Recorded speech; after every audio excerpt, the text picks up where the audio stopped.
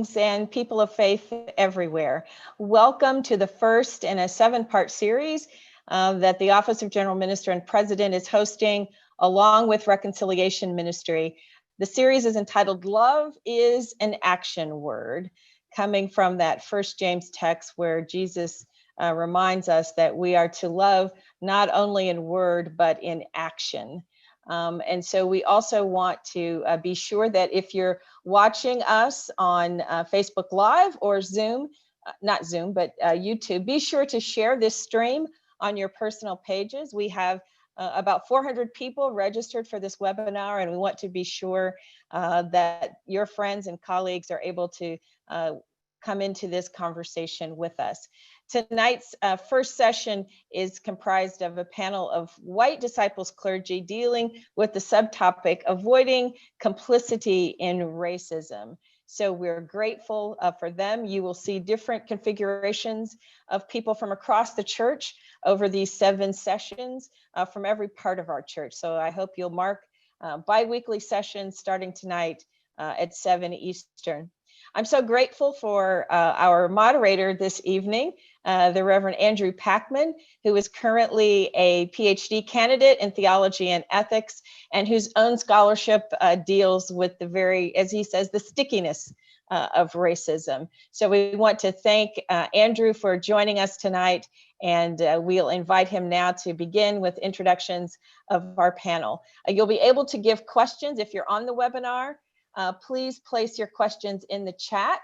If you are on Facebook or Zooms, we have people monitoring those platforms as well, and we'll do our best to get your questions to our panel later in the session. So let's welcome Reverend Andrew Packman as our host for this evening's session. Hi, everyone. Very good to see you all. Thank you for joining us tonight in what is probably the most important conversation topic for Christians in the United States today. And we have an esteemed panel tonight of white clergy who are here to share some insights from their respective locations in the church on this issue of avoiding complicity in racism. Tonight we'll move by asking, I'm going to pose a few questions to our panelists after I introduce them and give them a chance to prime the pump, so to speak, and then we will collect questions that you're posting through YouTube and Zoom and Facebook Live as we go. So please be vigorous and share your ideas and your questions, and we will call some of those and pose them to our guests tonight. Also, please, we're grateful that we have these comment sections, but we ask that you post in a spirit of Christian love and for the sake of the upbuilding of the church. Be respectful, if you would. So without further ado, I want to introduce our 4 panelists tonight. Our first guest is Margie Pride. She served as one of the core trainers for Reconciliation Ministries, and she served as senior minister of Memorial Boulevard Christian Church in St. Louis, Missouri for over 30 years and only recently retired. She is a contributor to the Injustice Anywhere study guide, which accompanies the movie entitled Injustice Anywhere. Our second panelist is Glen Miles. He is the senior minister of First Community Church in Columbus, Ohio, and a former moderator of the General Assembly of the Christian Church Disciples of Christ. He's the author of our churchwide proclamation that all means all. Our third panelist is Judith Guy. She's the senior minister of Mackinac Christian Church in Illinois. She's also a member of the Illinois-Wisconsin Anti-Racism Pro-Reconciliation Team and a member of the Constructive Theologies Project. Last but not least is Joshua Tolouse, who is a senior minister of the Table in Knoxville, Tennessee. After spending 100 years as First Christian Church in Knoxville, his congregation reached the decision to become a new community of faith. He leads a new church with imagination and has a background in radio, TV, and film. So we are grateful to all 4 of you for being with us tonight, and grateful for all of our listeners and town hall participants for being here too. So if we can begin then, I'd like to pose 2 questions that are for our panelists, and then I'll invite each of you to respond in a brief 3.5 minutes or so. So the first 2 questions for our panelists are these. First, different communities tell different kinds of stories about themselves, their practices, and their theology. Has this moment in American life shifted the way you understand yourself, the country, the church, and or the story we tell about God? Second question, a little more precise, asks about your understanding of racism and if racism is the same or different than white supremacy, and if so, how those are different. So I think if Margie would lead us first, we'll ask you to respond to those two questions. I thank you for this opportunity to speak today to everyone. It's a privilege to be with you. I have thought about this question, and it's my sense that not much has changed in this moment for me personally, or in terms of the country or the community or the way in which we speak about God. I served Memorial Boulevard Christian Church until April of this year, and it was a privilege to be there. Memorial sits in the north side of the city of St. Louis, which is predominantly African American and poor. Memorial in recent years has reached out to the community around it and brought in all kinds of people with all kinds of needs. We've done that through some free meals twice a week, and then opening up our doors on Tuesdays and Thursdays to serve whoever wanted to come in, to have showers and to gather together and to use laundry facilities. Many of the people that came into Memorial Boulevard were people that were dealing with addiction issues, mental health issues, and ex-offenders. It was a blessing to serve at Memorial Boulevard, and it was a blessing to receive the people that came into our doors. The reality is, though, that the community of Northside is like many difficult communities, city neighborhoods that are devastated by poverty and lack of opportunity for decades. Though the people around us needed all that we could give and more, and Corona really shut down a lot of our opportunity to reach out and touch people's lives. It's been devastating. The difficulties have just been enhanced in such communities that are very vulnerable and have been for centuries. Our ability as people of God to relate and to reach out and to touch the lives of everybody is essential in ending the devastating inequities between people of color and white people. So my sense is that we are called as people of God to try to assist in righting the wrongs of the past, and it is slippery and difficult, but I believe that's what we're called to do. So the second question is what I believe about racism. As Andrew indicated, I've had the privilege of being one of the core trainers for the Christian Church Disciples of Christ. Anyone who has trained with us knows that our definition of racism is race prejudice plus the misuse of power by institutions and systems. I still adhere to that definition by and large. I have to say that in the last couple of months, I've had the privilege of reading Robin DiAngelo's White Fragility, which has given me a greater understanding of white supremacy and my complicity in that, my benefiting from the reality that as white people, what the norm, we have become the norm, we've set the norm, we are the norm, and how that disenfranchises all people of color. So I'm still unraveling my role in that and how to dismantle white supremacy, but I see myself as having benefited from it. Great, thank you, Margie. If we could pivot now to Glen Miles to respond to those questions. Sure, thank you, Andrew, and I'll echo Margie. It's an honor to be on this panel and to share in this opportunity with everyone. I'm grateful to our General Minister and President for extending the invitation. You know, in some ways, I grew up in a bit of a bubble as a kid. I grew up in Southern California. I lived in East LA, which was, even as a kid, was primarily Hispanic. All my best friends were Hispanic, and my first girlfriend was Hispanic. Kids in the youth group, our church wasn't exactly integrated, but probably was 25, 30% Hispanic. And I played sports as a kid growing up. And so it was kind of a shock to encounter racism. There was racism when I was growing up. I'm not discounting that, but it was a shock to encounter it, especially when in college, to hear comments made about, I played a lot of ball, hear comments made about other guys, the N-word being used in all white conversations. And so I guess I'm kind of echoing a little bit of what Margie is saying, in that it's been there, it's out there, and it's extraordinarily sad to recognize that it's still there, and that in some ways it feels like we're still stuck in 1963. On the other hand, I've got a shirt and tie on because I just did a wedding.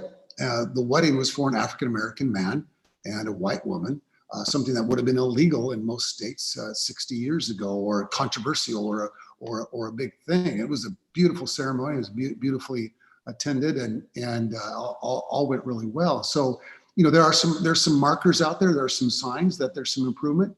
But I'm gonna go back to a sermon series I did in January on Mr. Rogers. I was surprised at how powerful Mr. Rogers' life and teaching was. And one of the stories I used, if you remember, it's at the time that swimming pools in the South were being integrated, and there was a ton of controversy around that. You can still find them on YouTube. There's some white hotel owner pouring bleach into the pool because there are African-American kids swimming in the pool. And I use that story about Mr. Rogers and his African-American friend who's also a police officer. And that simple image of a little tiny plastic pool that he was filling with water, and invited the African-American police officer to put his feet, take off his shoes and socks and put his feet in there, was unbelievably powerful. And folks in my church love that story, love that image. It all went really well. But the moment I say something in the pulpit that challenges folks in the pews to look at their own complicitness in the racism that Margie just identified, that I've benefited from in my life, that's when the real controversy hits. What does it mean that Mr. Rogers and his African-American friend put their feet in the pool? Well, that means that they ought to have the same, that all races ought to have the same opportunities to live in a safe house, to live in a safe place, to have a home that they can call their own, that sort of thing. So, I love that there's some signs out there, but it's disheartening to see that it feels like in many ways we've fallen behind. I'm not sure that I could improve on Margie's comments on what is racism. That was, yes, what she said. The underline in it is recognizing how insidious white supremacy is, how it's almost a part of the culture, maybe even unconsciously in many instances, where people don't even realize things they're saying or things they're doing, the way they've seen it happening around them. It's just part of the way things are. Real quick, I'll say this. When I used to be in Kansas City, I had a funeral out in Northwest Missouri. It was a Saturday morning. I had my wife's little sports car. I got up early. The funeral was at 11. I was driving well above the speed limit on these beautiful little winding roads in Northwest Missouri. A cop saw me, turned around, came over and pulled me over. I was wearing a coat and tie on my way to the funeral. And he joked with me a little bit and let me go with a warning and all of that. I remember telling that to a friend of mine in Kansas City who's African-American, and he didn't laugh. He said, what you experienced is the exact opposite of what I would have experienced. I would have been pulled out of the car. I would have been told to take my coat off. I would have been put in a horrific, frightening position. And so, the more I hear these stories, the more I realize how sheltered my life has been because of the color of my skin. Good, thank you, Glenn. Mm-hmm. I want to turn next to Pastor Judith Guy. Good evening, everyone. It's a pleasure and an honor to be here this evening with you all.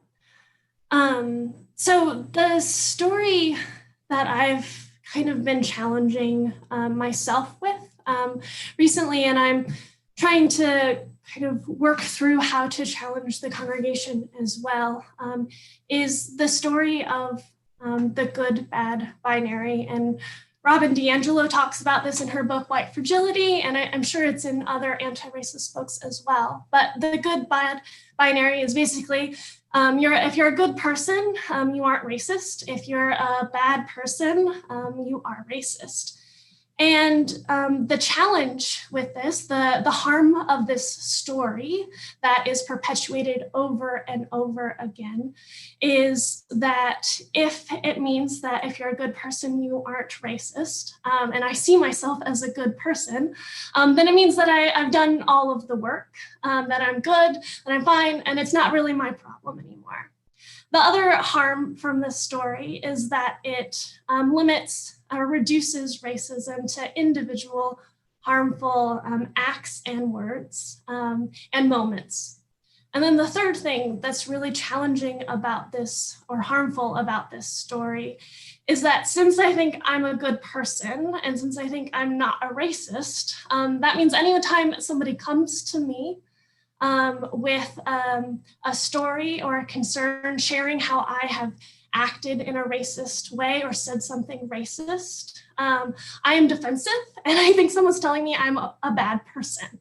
And so this story is really harmful, and I think it's helpful to bring this challenge to this story in churches as well, because I think churches also have this idea that we're good because we're in here, and the sin is out there, and bad people are out there. And so kind of bringing in complexity to the good, bad, and making racism a system that we are all a part of, and that white people benefit from.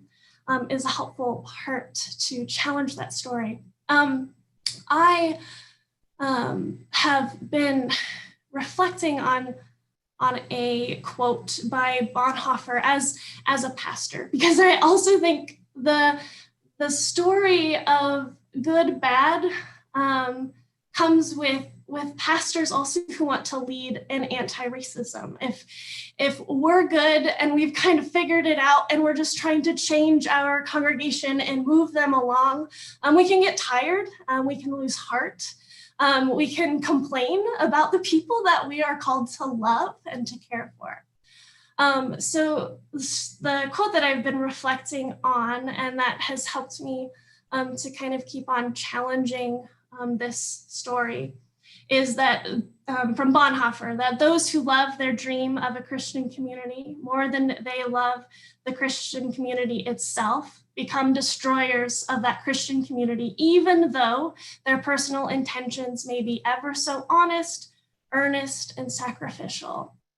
So I think part of challenging this story is also one, bringing out the story that racism is systemic over and over again, sharing the harm of the individualism of our story, that we aren't just the acts and the words that we say, but we are connected and we are the body of Christ. And so preaching that and sharing that word, but also sharing the ways that I and myself am working through the complicity that I have experienced in being a part of a racist society, and sharing those stories with the community that I am a part of, and trusting and hoping and not losing heart that through those stories, through that changing from the good, bad binary to this, like, we are part of a system that needs to be transformed, that God, or that Christ, as Paul puts it, that we are dying in ourselves and then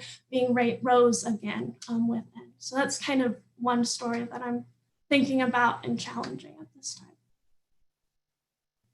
Judith, thank you. I've already seen in the comments, there's been a request for you to post that Bonhoeffer quote. So if you could put it in the chat function, it's moving some folks out there. So thank you for that.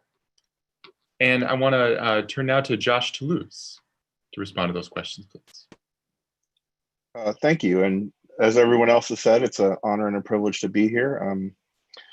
So I've been at my church, The Table, for just over 3 years. And I remember a few months before celebrating my first full year at The Table, I preached a sermon the day before Martin Luther King Day that was about Colin Kaepernick's action and kneeling during football games during the national anthem.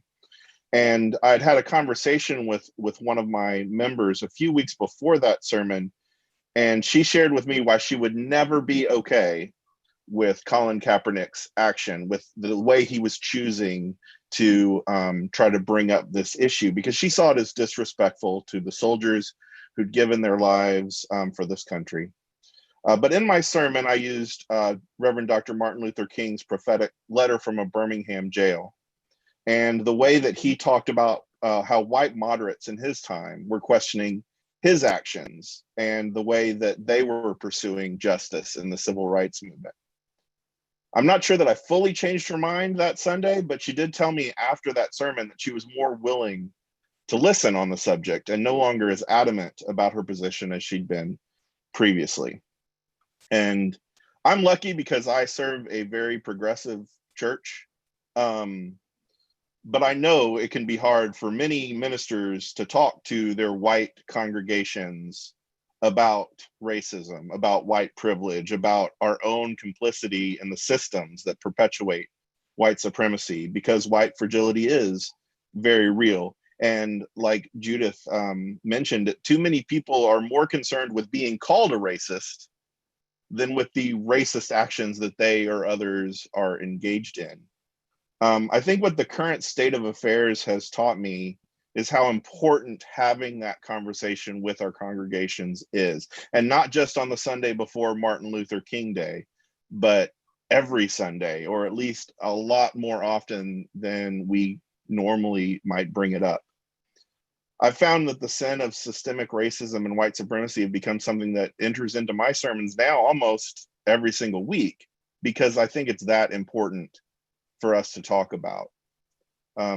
As for the second question, I think that white supremacy is an underlying factor in racism.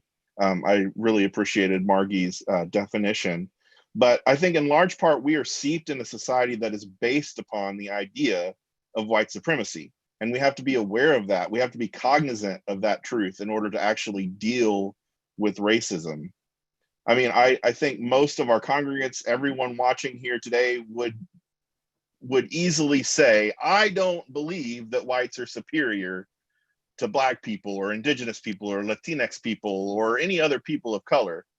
We believe all people are created in the image of God, all are equal, and that's true. I think that we do believe that, but we still are products of this society and still perpetuate ideas that are based in white supremacy. And when we think things like, well, if Black people worked harder, then they would be able to achieve the same things that white people have. Or if they'd followed the instructions that police officers had given them, then they wouldn't have been shot. The problem is that any idea that there aren't systemic issues that are causing these disparities we see in racial wealth gaps and incarceration rates and things like that, or if worse, we're blaming Black people themselves, or even thinking racism is a problem that, well, Black people need to solve, as opposed to we need to solve it because it's a product of white supremacy, even if it isn't dressed up in a hood bearing a burning cross. I mean, like Glenn said, it's insidious and it's more subtle than what we think of when we hear the words white supremacy. And if we aren't aware of that, if we aren't cognizant of that, if we aren't preaching about that, then we're playing into white supremacy ourselves. Great, thank you, Joshua. I think these questions about the nature of racism and white supremacy are going to be ones that we wrestle with kind of throughout this 8-part series. And so I think that getting some of these subtle distinctions on board early on, I think is really crucial. So hopefully we'll keep returning to this distinction between kind of a personal prejudice and something else that's embedded in the soil of a place that has just been working on assumptions of white supremacy since before the founding of the nation. So I want to pivot now to the next two questions and keep the questions coming. I see them coming through on Zoom and YouTube, so carry on. Our next two questions for the panelists are as follows. Is there a time when your congregation or community has experienced intense change or shift? Name two things you did as a leader to navigate that tension. And finally, how is your congregation responding to this present moment in the present? So we'll just start right back at the top with Margie for those two questions. Thank you very much. I was trying to think about, race has been threaded through the reality of Memorial Boulevard, which was 95% white, and when I left, 35% white. One can't sit around the table with people of color without having conversations around race. So recognizing that, in 2010 at Memorial Boulevard, we began to experience a decline in numbers and membership and money, and worried about whether we could continue. We began to do some serious soul searching, and I've discovered that engaging the people in the pews and the leadership are essential to making changes, both in terms of race and in terms of what it means to follow Jesus Christ and be the people of God. So we did a lot of soul searching, and we finally decided to give it one more chance, to let God take over. I often said that if God wanted a church on that corner with diversity, God would make it happen, and it would happen with or without me, and we needed to let it go and decide what our commitment would be. And so we went into 2011, and I had an elder who said he wanted to do the outreach ministry with a meal, and another who said he wanted to do a breakfast. And that just began the efforts to make ourselves more present in the community and allow the community to change who we are and what we needed to be. I often have asked what made the difference, and I've often said it's a God thing. Prayer and the power of the Holy Spirit were what kept Memorial going and engaged more and more in the community and challenged to be more fully and faithfully. It did not happen easily, and it does not continue easily. There is hard conversations that continue to go on. I am no longer there, and so the work of the community continues because the leadership, which is now mixed racially, makes that commitment and is about the business of that. I would say that prayer and the ability to lean into hard conversations were essential for the kinds of commitment that resulted in outreach that continues at Memorial Boulevard. It continues to be an extremely difficult time, and whether that congregation will be able to survive or not, I am not certain, but I am quite confident that God is in charge, and regardless, God will see us through.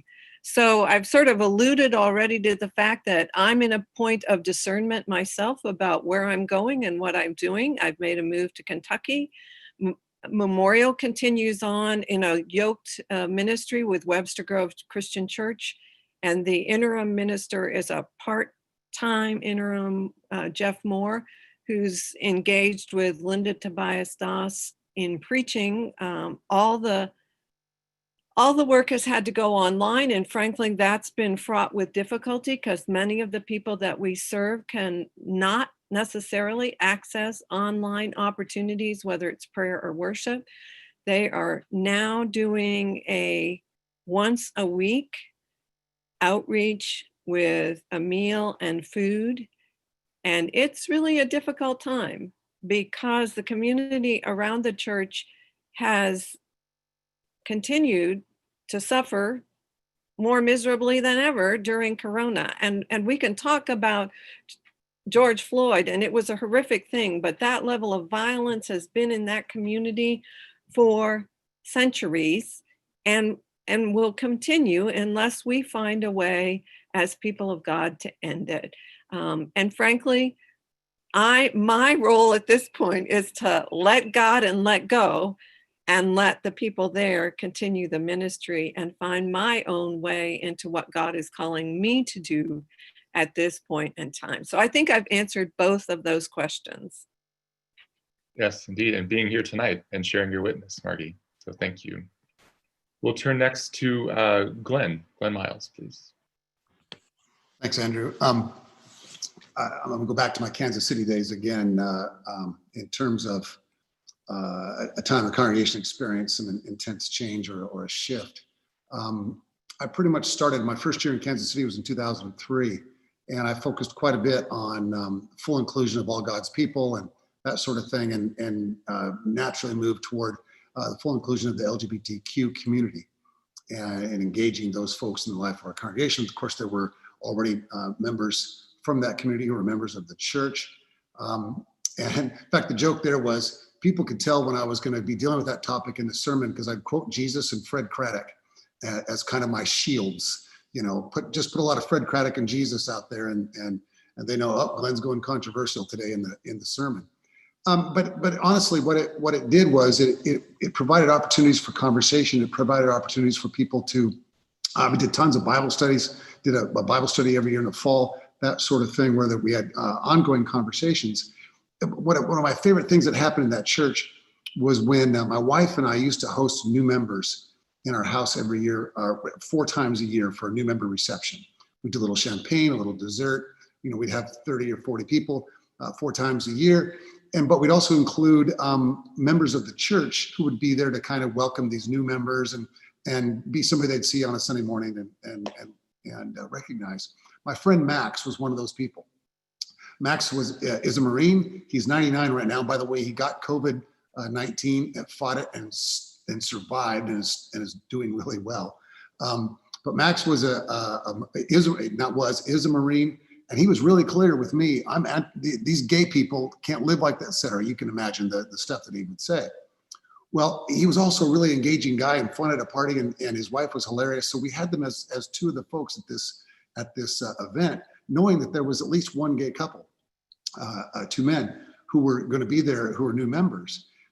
Max sat down next to one of them. They got into a conversation, and turned out they had a ton in common. They both were golfers. They both were this and that. And the next thing I know, Max and this man are playing golf. And pretty soon they're having lunch. And pretty soon, it's about a year, maybe a year and a half later, Max comes to me, and the guy's name was JJ. And he says, I really like JJ. I think we can fully include LGBTQ folks now. You know, I mean, it was what did you say, Margie? It's a God thing. You know, it created the opportunity for that. I mean, I took some hits in the pulpit. I took some hits from some folks who left the church because we were becoming too progressive, whatever it was. But by creating those opportunities for conversations, we really created the possibility for people to see where they had a chance to grow. In terms of the second question, I think it's in some ways it's similar. We've begun conversations. That sounds like an easy thing to do.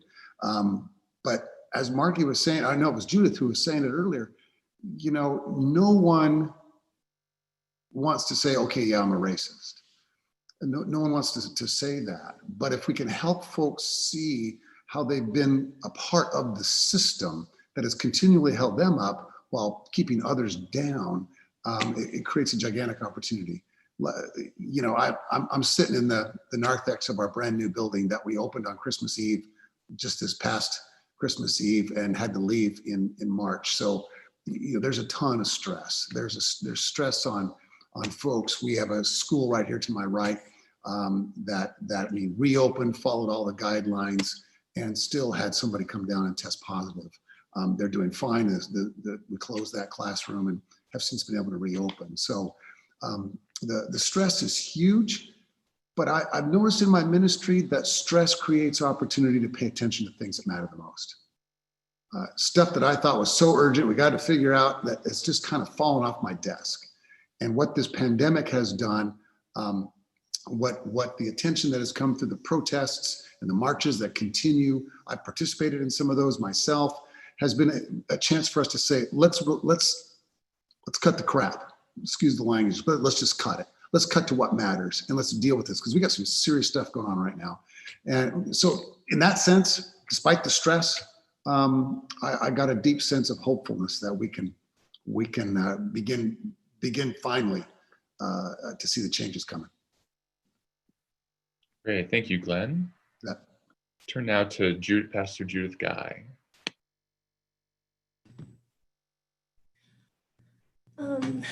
Yeah, well, I've only been at Mackinac for 2.5 years, and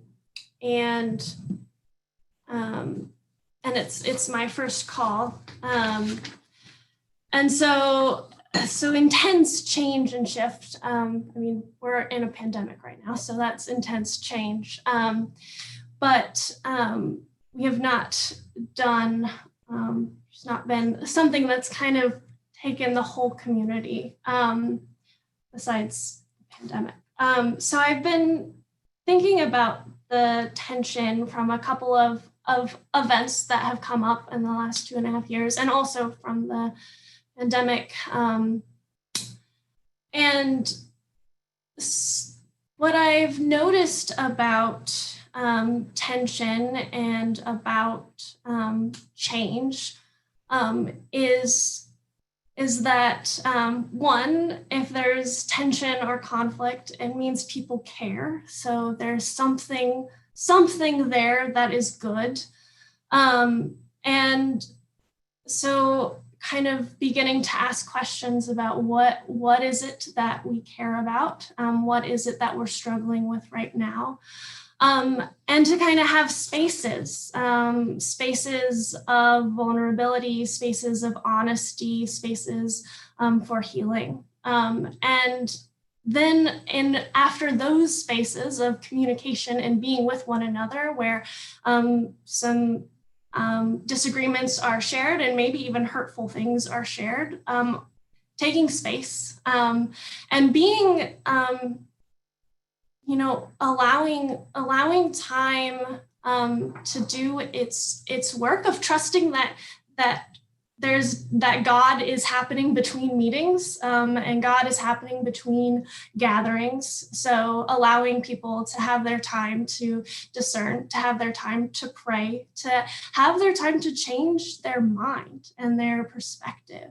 Now with that, minds don't change all of the time. I've seen minds change, but they don't change all of the time. And there are times when we as a community have to make a decision, and not everyone's going to be in agreement and not everyone's going to be with us.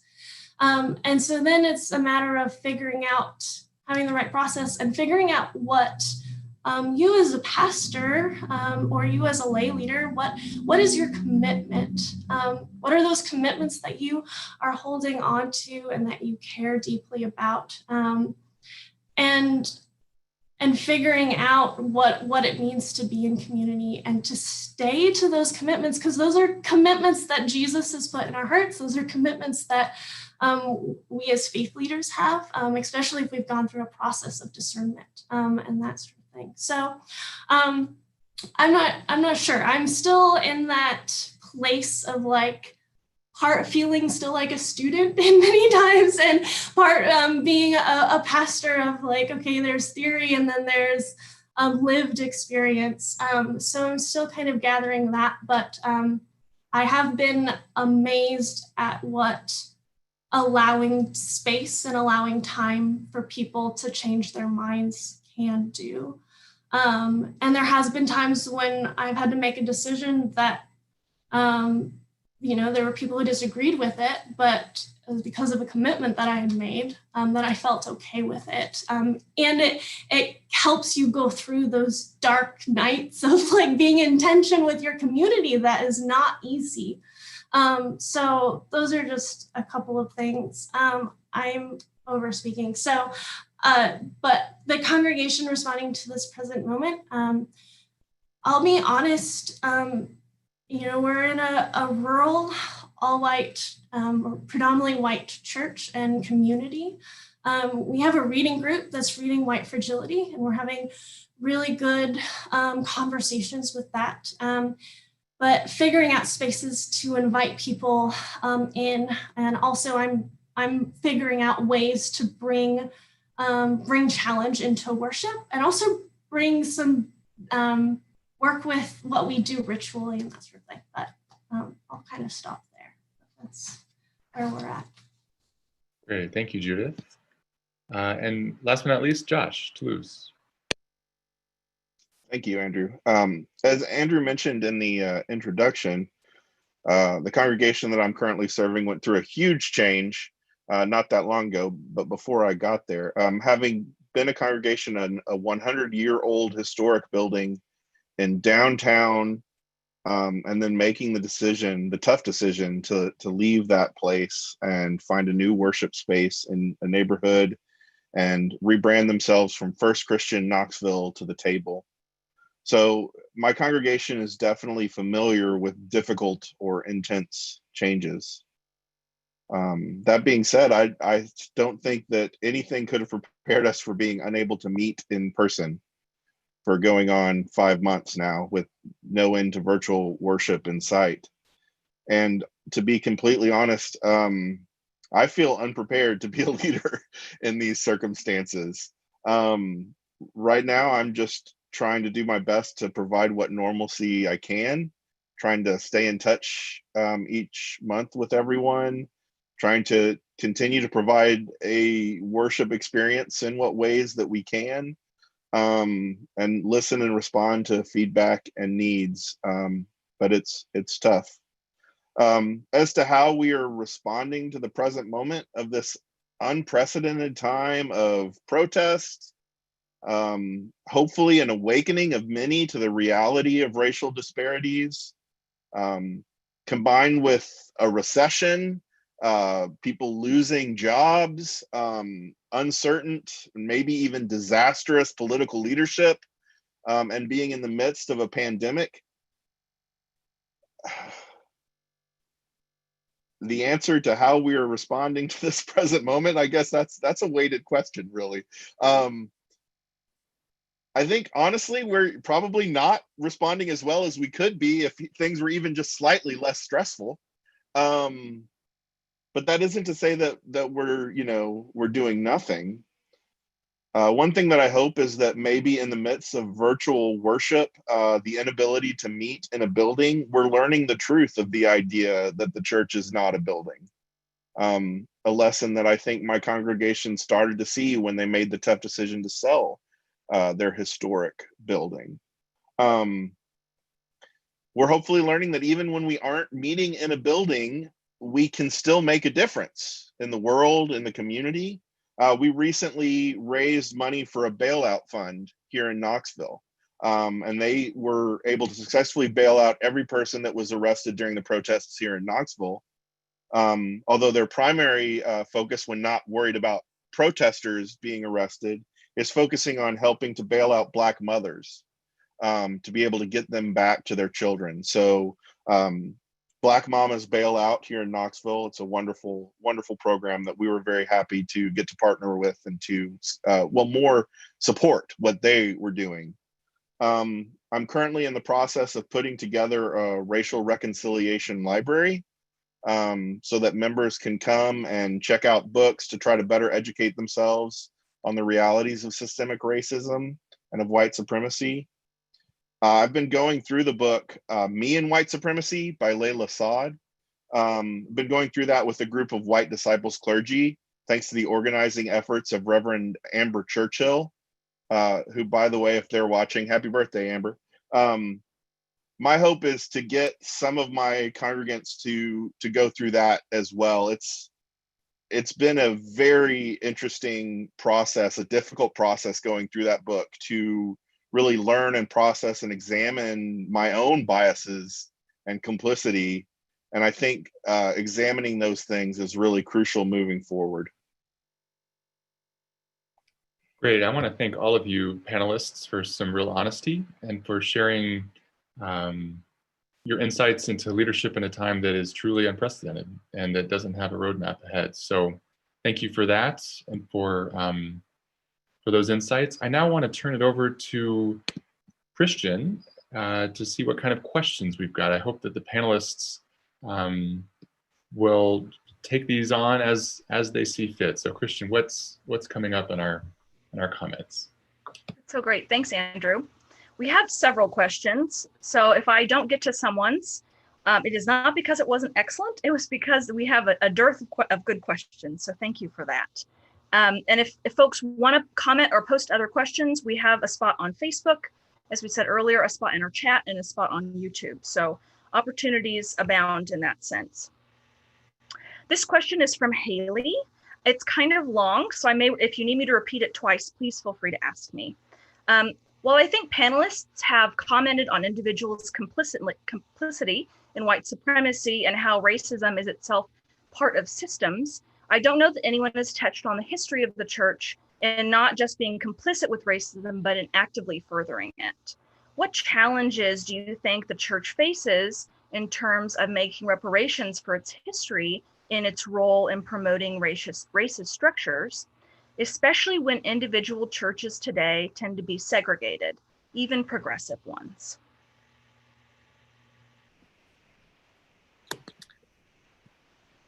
I don't think there's an easy answer for that question. I do believe that there is a place for reparations, and there is history throughout the disciples.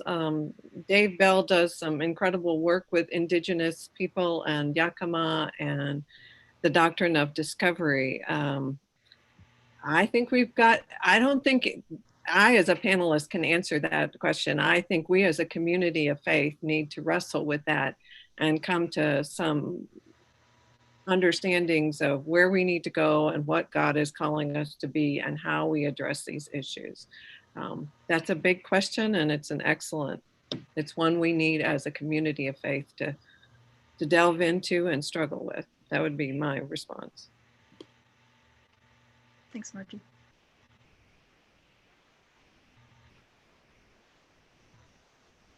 Would it be helpful if I repeated it again?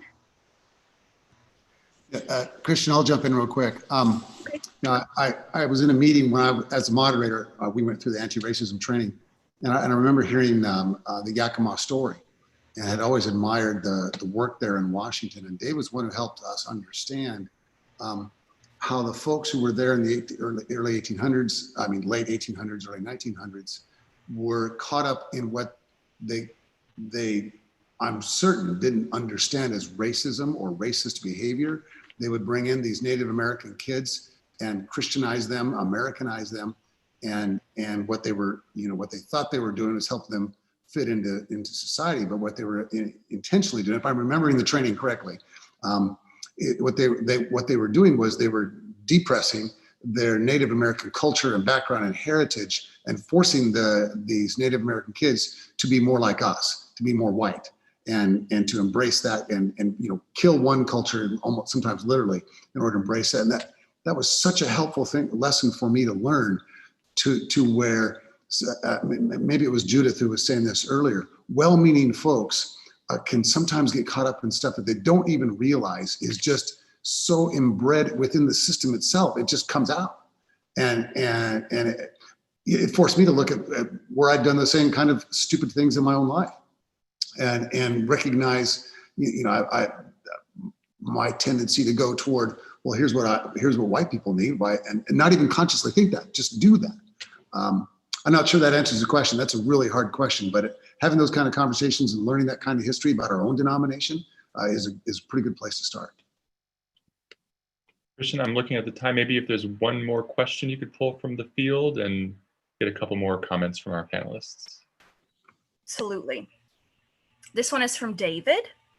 Recognizing the church is a racist institution that is organized and supported by white supremacy, but populated by people who truly want radical equity, why do you think disciples of Christ have struggled to fully and wholly fund reconciliation and the anti-racism effort?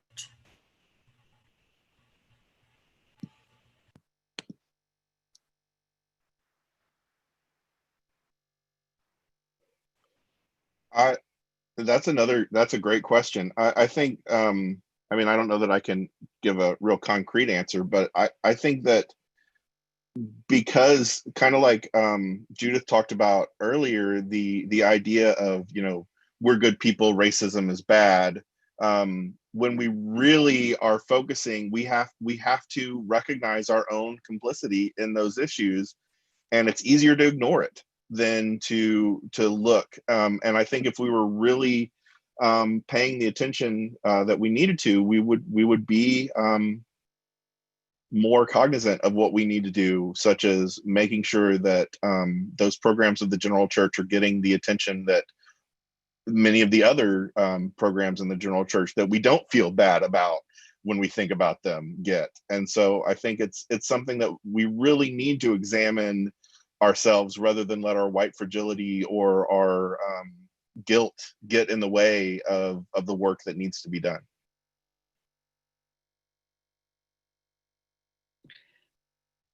I'd add, I think resources are limited, and we've been in survival mode as a white church. So we defund the things that are least important to us as a white church. And we give lip services to it, but we then don't support it with the money that it deserves and needs. And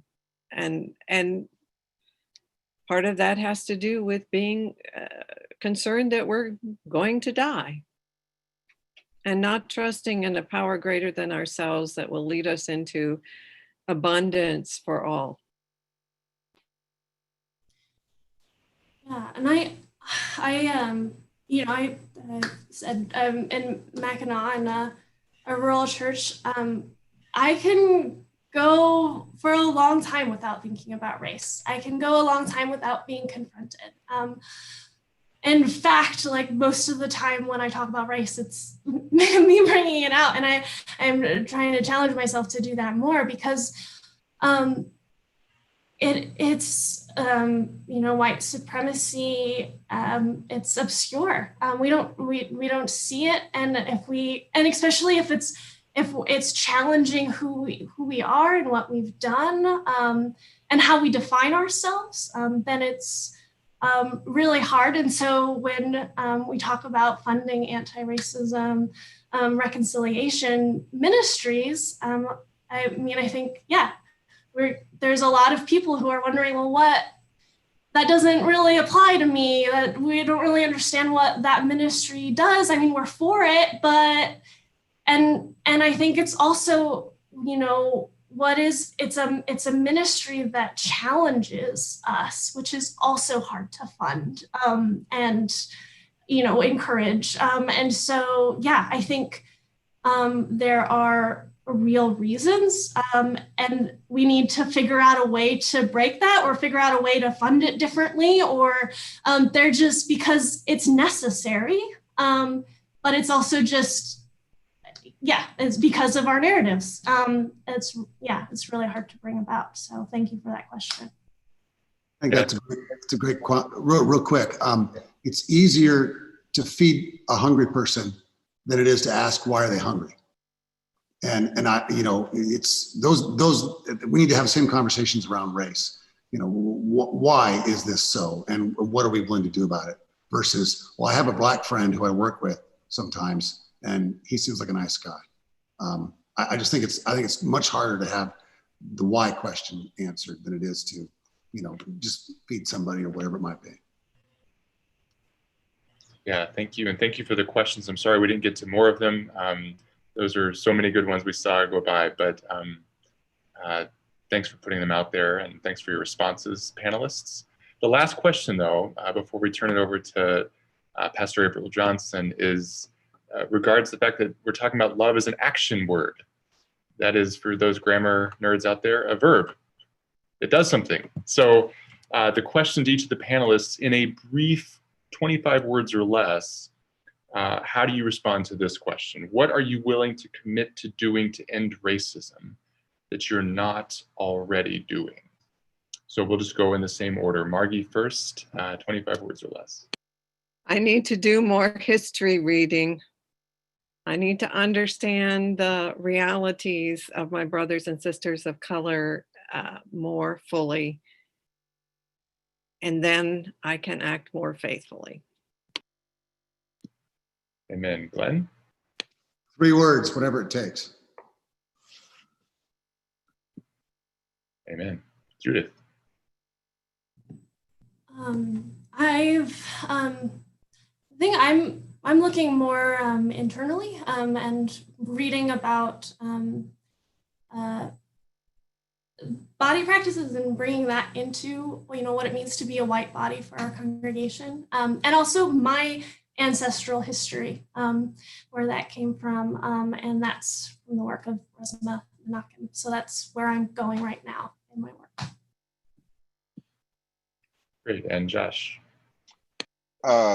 Just acknowledge the fact that mistakes will be made. I will make mistakes, but not be afraid to act and continue to do the work of a co-conspirator in anti-racism work. And then when I make those mistakes and I'm corrected on them, not be defensive, but take to heart and learn, continue to learn, but continue to have the courage to act even though mistakes will be made.